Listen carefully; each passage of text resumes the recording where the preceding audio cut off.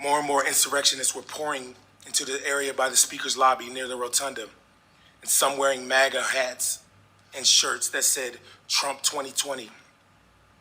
I told them to just leave the Capitol, and in response they yelled, "No, man, this is our house. President Trump invited us here. We're here to stop the steal. Joe Biden is not the president. Nobody voted for Joe Biden."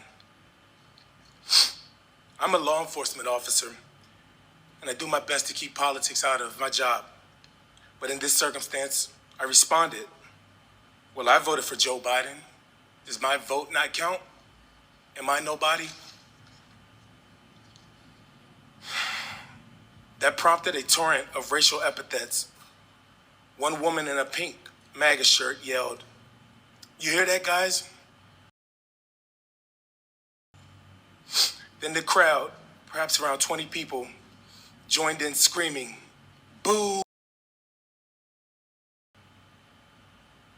No one had ever called while wearing the uniform of a Capitol Police officer.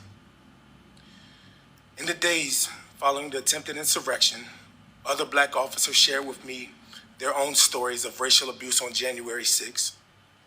One officer told me he had never, in his entire 40 years of life, been called to his face, and that streak ended on January 6th.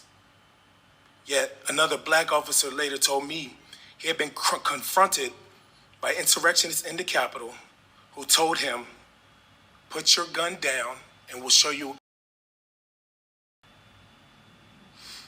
I sat down on a bench in the rotunda with a friend of mine who was also a black Capitol Police officer and told him about the racial slurs I endured.